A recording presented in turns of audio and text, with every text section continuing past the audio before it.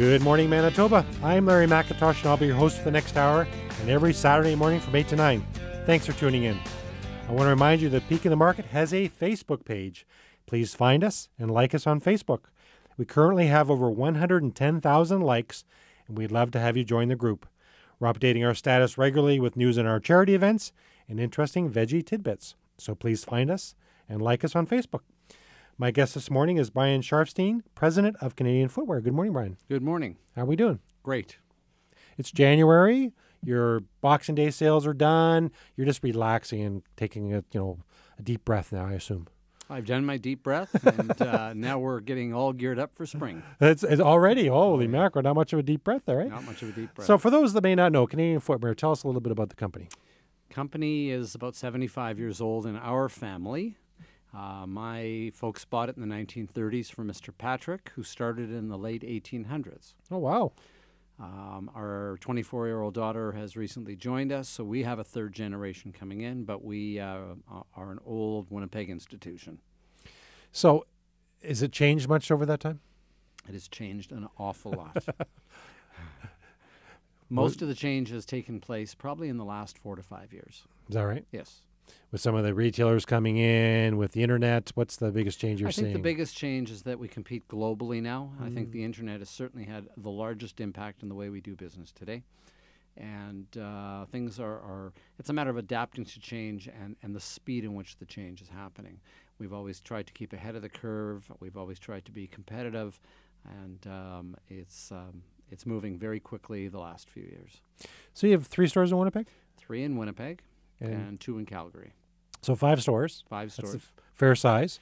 5 stores, yes. Our internet business, which is about 4 years old, is probably our fastest growing division of all of our locations. And I was going to ask that, is that an opportunity for you? A bit. Part of what you specialize, correct me if I'm wrong, is proper sizing and the proper shoes. Isn't that harder to do on the internet? A little bit different business, but we still have to fit the person. We don't physically fit the shoe, but I would suggest that there is a lot of lifestyle and daily activity that we can fit without actually putting the shoe on the foot.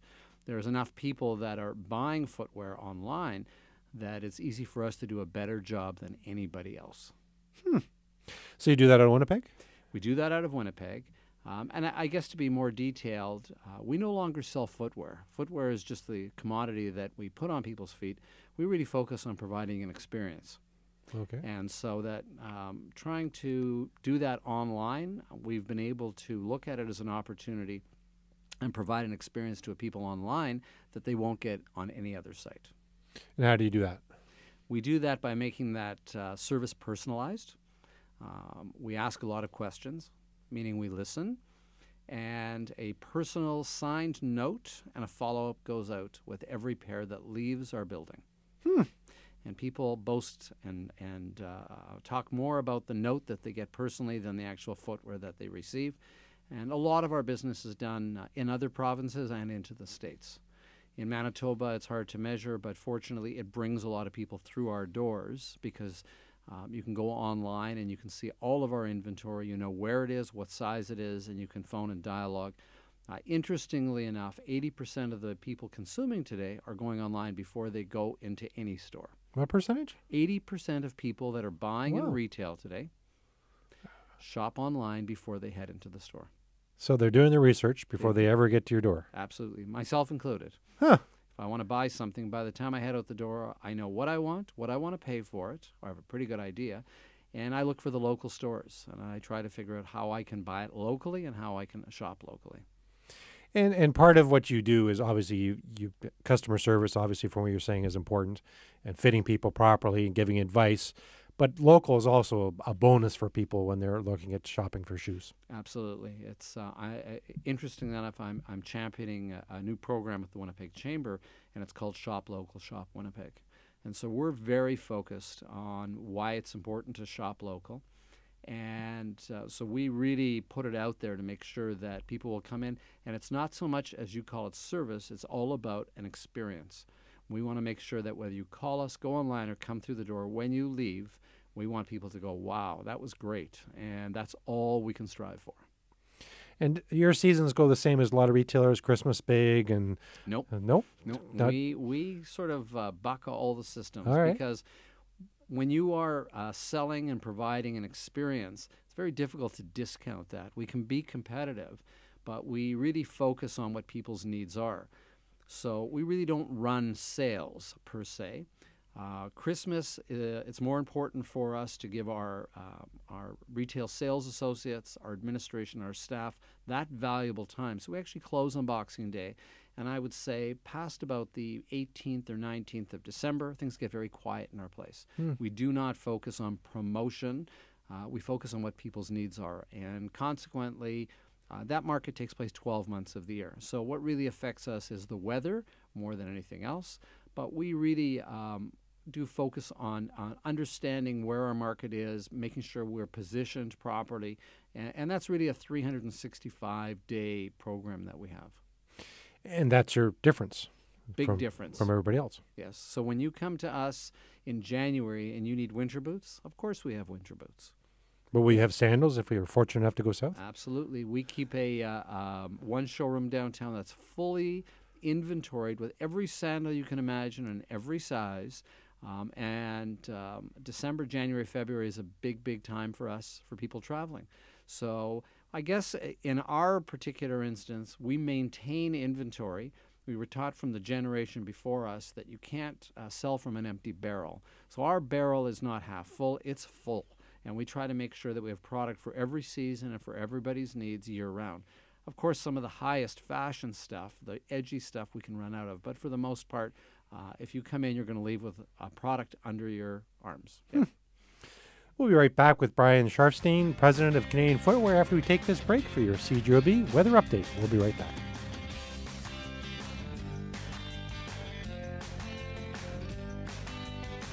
Welcome back to Food and Friends. Peak of the Market is on Twitter.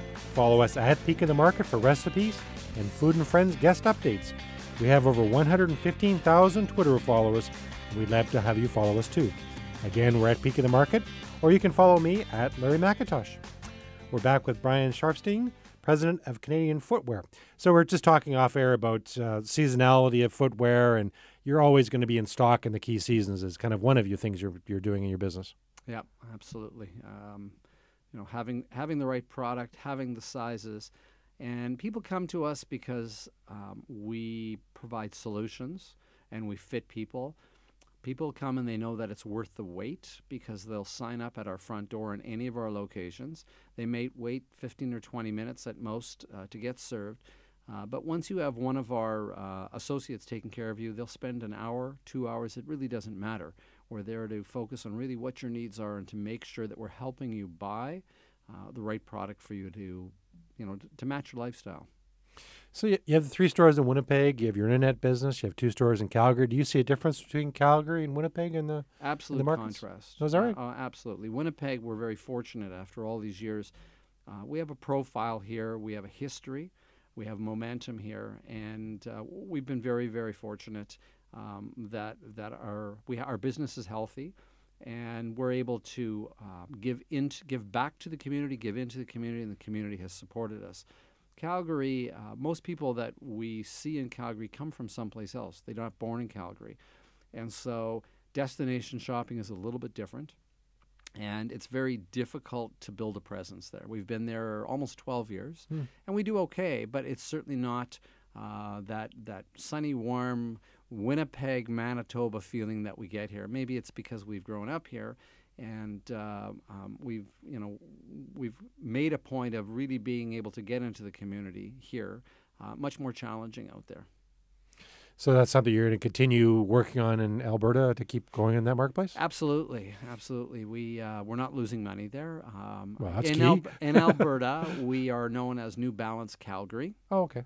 And if all goes well in the spring, being June of late spring, being June of 15, we're planning opening our first Canadian Footwear in Calgary, and we have hopefully a second New Balance Calgary location.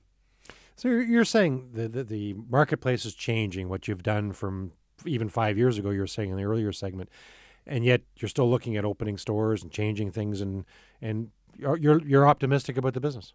Well, I would say that my optimism comes from some reading that I've done this last year. And looking at the marketplace and being in retail today, you can either look at things as a burden that you have to overcome certain problems, or you can look at it as an opportunity. And we've chosen to look at it as an opportunity. Great book I just finished reading. I can't tell you the name of the author because I don't have a great memory, but the book is called The New Rules of Retail. Oh, yeah. And it talks about the customer-centric kind of way the world is going. The fact that when you hold your smartphone and you sit at your laptop, you control who you're going to let into your domain. So I no longer market to my customers, but I appeal to them to let me sell them. It's a whole different way of thinking. And I think the game of retail has changed to a point that you need to be aware of who's out there from both a competitive standpoint and how, what are the right tools that you need? Who are the players? You really have to do your homework. And so we find ourselves working very hard at making sure that we can be in the game, that, as I said, we can be competitive, and that we can create an experience that will be memorable, and that's what keeps people coming in. So retail is very different than anything I remember in the last 45 years. Wow. Is social media helping you? Do you use it a lot, or is it more internet-based relationships? Or we use social media an awful lot. Yeah. There's something called showrooming that goes on, which means people are standing in our showrooms with their smartphones, and while they're looking at the product and while they're trying it on, they might be shopping to see where else they might be able to buy it cheaper. So we've taken it one step further. We now have tested, and we're going to put in our other stores, monitors like you see in the airport, the arrival and departure monitors. And on those monitors, we're sharing technical information. Where our next step will be iPad technology, where we can not only share in the product knowledge, but if I don't have your size in the particular your location that you're in, we'll be able to soon deliver it to your home the next day and compete with the Amazons and the eBays of the world. Because if we don't do that, we will be gone. So we're making every effort possible to leverage social media to stay on the front edge. Well, and that sounds like it. I mean, you're talking about some big steps from where you were 5 years ago or 10 years ago. I'm assuming from where you were. Those are huge steps. They are, but we have to recognize our demographic as well. And a quick story for you about the 82-year-old gentleman 2 weeks ago that walked into the store. And he had a pile of paper in his hands that he had printed off from his internet. He knew exactly what he wanted, knew all the technical information, and he was challenging us. But some of the information he had came from the .com site, not the .ca site. So we engaged in a conversation, we educated each other, and he left with a couple pairs of shoes. But it's very reflective of a demographic today that you wouldn't expect would be so aggressive and be so knowledgeable. For us old people in our 60s, we're now on Facebook, and a lot of the younger people are focused on Instagram and Pinterest and a variety of other platforms.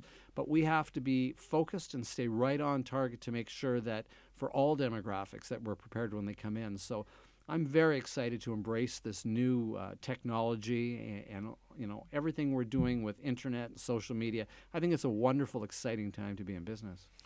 It's exciting and scary at the same time. Things are changing so quickly that you have to keep up with what the next trend is.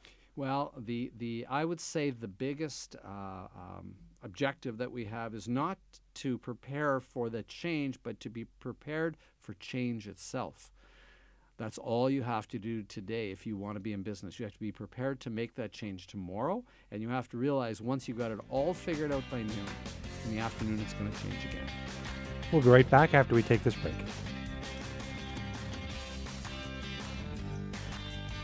Welcome back to Food and Friends. It's time for a recipe segment called Now We're Cooking. You don't need to write this recipe down, as is today's recipe of the day at peakmarket.com and in the Winnipeg Free Press. Today's recipe is vegetable pasta stir fry. Here's what you need for the recipe: 1 broccoli stalk, half a small zucchini, 5 large mushrooms, 1/3 cup of celery, 1 cup of pasta cooked, half a cup of Parmesan cheese, salt and pepper to taste, and 1/4 cup of milk. Chop the vegetables into bite-sized pieces, and then in a small amount of vegetable oil, stir fry the vegetables until tender crisp. Spread the pasta over the vegetables to warm. Sprinkle the Parmesan cheese and salt and pepper on top. Add the milk and stir until a sauce forms. If the mixture appears too dry, add a little more milk. And this recipe serves two. Again, this is today's Recipe of the Day at peakmarket.com and in the Winnipeg Free Press. We'll be right back with Brian Scharfstein, President of Canadian Footwear, after we take this break for your 680 CJOB News, Sports, and Weather. We'll be right back.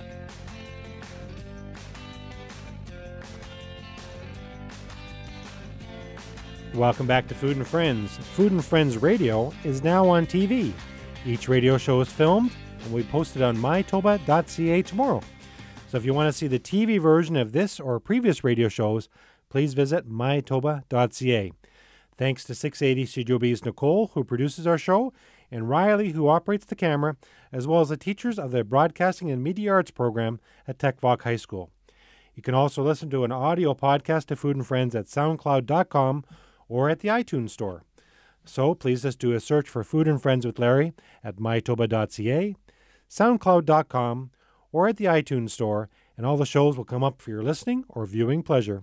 It's very important for me to mention that Food and Friends is only available because of 680 CJOB and its advertisers, so please tune in to 680 CJOB or listen live at cjob.com. We're back with Brian Scharfstein, President of Canadian Footwear. We're just talking off air about generations. You're in the third generation with your daughter being involved in the business now. How does that feel? Challenging. Yeah?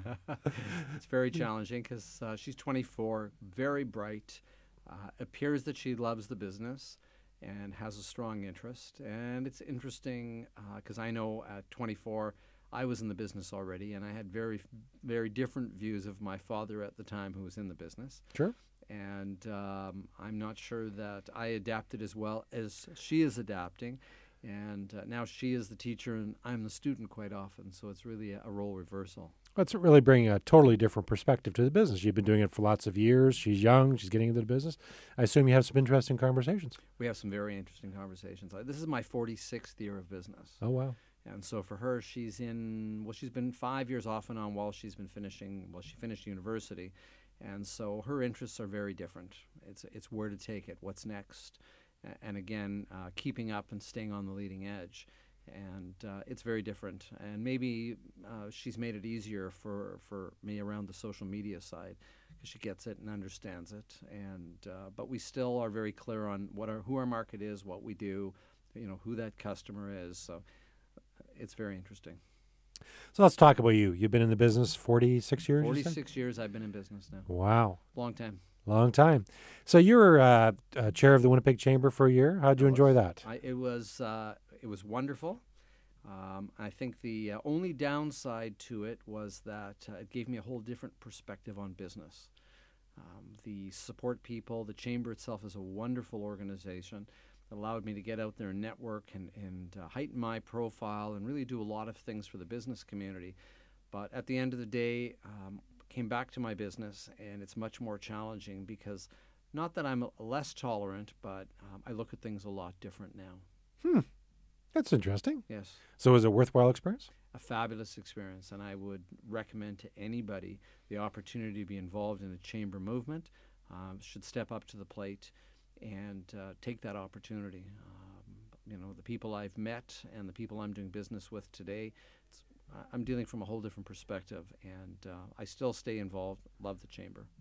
You're also involved in some other things as well. Canadian Diabetes Association, I know you've been on the board over the years. Over the years, I've been involved with Canadian Diabetes. Right now, I'm working a lot with Mount Carmel Clinic Foundation.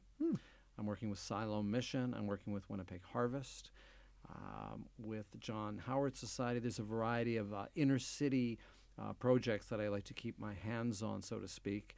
We're still very focused on helping those in need and the homeless and making sure food is one thing, but making sure that people have clothing and that people have shelter is a very big part of our lives right now.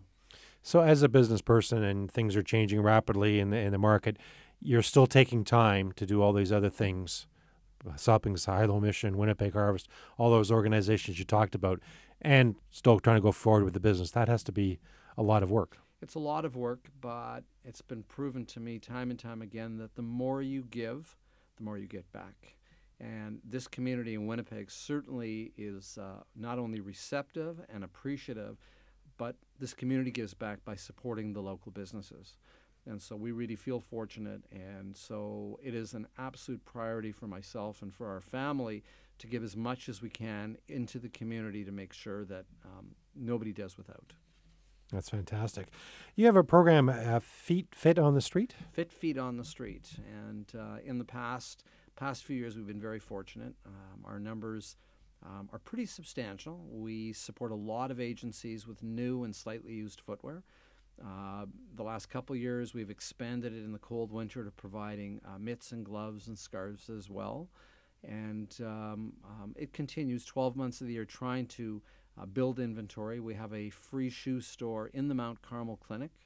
We still have a shoe store underneath the Health Sciences Center that we help with patients.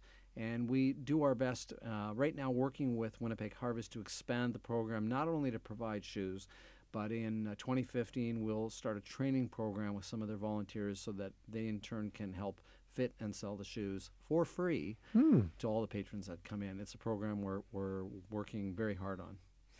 And you've been involved with Siloam Mission, as we mentioned. You've been involved there for a while, right? A number of years. We have a foot care and footwear program. The podiatry community certainly has stepped up, and it's a wonderful place for people to go that have a problem. My personal specialty has been diabetes over the years, and certainly that affects those that don't have because of diet and other reasons. And particularly in the cold winters here, it can have a real profound effect on people's feet, loss of toes, loss of legs. And so it's a real focus to be at Siloam and some of the places where they need help. And I've said this on the show frequently. Thank goodness we have Siloam and Winnipeg Harvest and many of the organizations out there, but also people like yourself who step up and help, because without experts, that's tough to make a difference in some people's lives. I'm very proud to be part of a large number of people in our community who give back. I certainly don't stand out on my own, and you really can't turn a corner and go into many businesses, I believe, that don't help out in this city. Winnipeg is very special in that way, and we're really pleased to be a part of it. We'll be right back with Brian Scharfstein, president of Canadian Footwear, after we take this break.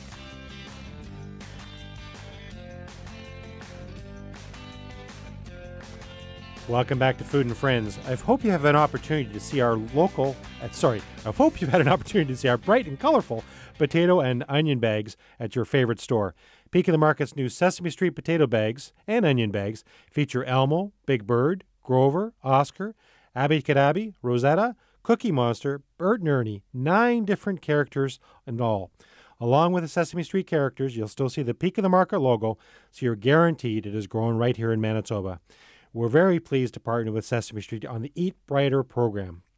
We're back with Brian Scharfstein, president of Canadian Footwear. I jammed local in my opening there because we were talking local off air about shopping local. And it's interesting because we're in the vegetable business, but we talk about Peak of the Market is local. It's Manitoba grown. Last Saturday, we had Brenda from Manitoba Egg Farmers on. She was talking about local. All the eggs in your store are local. You're just talking about your passion for local as well. Absolutely. We're very excited about a new program called Shop Local, Shop Winnipeg. And we have a lot of local business, which means locally owned, locally operated, and employing people locally, but business supporting each other and having the community support the local businesses. It's certainly becoming more and more challenging, of course, with the internet and cross-border shopping every day. And we are very, very focused in our business community to build an entity where we can support each other. We know that local businesses are big into supporting local socials, sports activities, all kinds of things. These are the names that you see in the hockey rinks and in the baseball stadiums. And so we're very focused on keeping our business local if we can. Of course, we want to be competitive, and we're very excited about it. And being a local business, locally owned business, I think gives you a competitive edge in some respects because you are part of the community, because you know what the community wants, and you got to get that word out. Absolutely. It is challenging, however. So one of the ideas that we have as we grow this idea is to have a rewards program. And unlike other rewards programs where you're accumulating points for either travel or you're getting money back into your account, what we're hoping to do is as people shop locally, We will give them rewards that will allow them entrance into the zoo, into the museum, into the art gallery. We'll focus more on social and sports locally, and so that we can support all these things that we're building in our city here and make it very attractive and give people even more of a reason to shop local. And yes, we're trying to be as competitive as possible, but create an experience and rewards that will build our community. Well, that's a very interesting idea. So the concept of it comes together is you'd shop at the local participating stores and get some kind of a point system to go to museums or sporting events. Is that how it works? Right. We're putting together an application. It'll be an app on your smartphone. Huh. And if you are looking to buy specialty food, if you're looking to buy furniture, if you want to buy clothing locally, if you want to deal with the private business, it will allow you to locate these places and go there. And when you go into the stores, you will get points through your app, and we will keep track of how you're shopping and where you're shopping, and encourage you by giving you entranceway into places. We think it's a great idea. This is an outstanding idea. I've never heard of this happening anywhere else. Is this modeled on somebody else? Or? No, it's an idea we came up together through the Winnipeg Chamber of Commerce, and we feel that we need to do something different. We need to brand ourselves in such a way that Winnipeggers will be excited and proud to shop local. So we really are dealing, with organically with an idea. How do we grow this? And we started with 10 businesses around the table, and we're now up to 40 or 50 businesses around the table. And so we're excited to launch this. Hopefully it will launch in 2015. It's a fantastic idea. I hope it does go forward. I think that's a bit of a game changer for some businesses and educating people what is local. Because I know in the food business, which is my side of the business, people always want to buy local, but they don't know necessarily what brands are made in here or grown in here. So that's an interesting way of having an app. Yeah. So we think it'll work well. We're pretty excited. Is Canadian Footwear going to participate? Absolutely. That's a given, or that's a given. Wow. So what do you see happening in your business in the next couple of years? I see us moving forward in a way that more technology. I see the quality of the product continue to get higher. I think that with things like 3D printing, custom made you're going to see a time in the next few years where you can have custom made footwear, custom made orthotics, all done almost on the spot. And I think technology is going to really affect our industry dramatically, and we intend to not just be on the front edge, but we are going to be leading the way. And what's your single biggest challenge? Biggest challenge is educating the public, making sure that everyone is aware of what we're doing, why we're doing what we're doing, and making it appealing to keep people coming through the door. Certainly, it hasn't not been a challenge for us to attract great people to work in our business, but educating people to the fact that sometimes it's okay to pay fair market value and maybe a little bit more, but you get way more when you invest in the right pair of shoes. How many people would you have working here? Between Winnipeg and Calgary, we're about 120, so we're close to 100 people here in Winnipeg. That's a significant employer. It is. We feel like it's a small community. We have a big commitment to our people, and we've had marriages. We've got 2 more about to happen within the company. So we really look at it as a community. It's a village. People come. Our average employees are spending 6 to 8 years with us.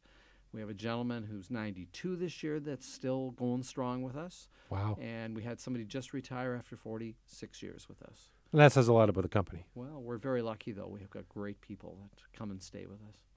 And you're that's a large employer. I didn't realize you would have that many people. That's great. Yeah, full and part-time, but sure. Yeah, no, it's been great. We'll be right back with Brian Scharfstein, president of Canadian Footwear, after we take this break.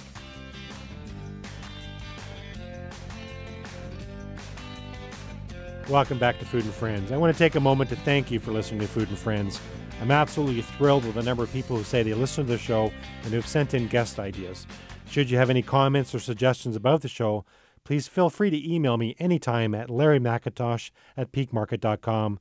That's Larry McIntosh, and it's McIntosh is MC at peakmarket.com. My guest today has been Brian Scharfstein, president of Canadian Footwear. This has been fun learning a lot about your business and what's going on at the Chamber. There's a lot of things happening. A lot of things going on. 126 events last year, and I think there's even more this year, and very exciting times. Very, very exciting times. At the Chamber. At the Chamber. And in footwear as well, I assume. In footwear as well. Exciting time for us in business, exciting time to be in Winnipeg. In my 46 years, I've never seen the city so alive and seen so much potential and opportunity. Well, that's a great way to end. Thank you for being on Food and Things. Thank you. Take care, everybody, and please don't forget to eat your veggies.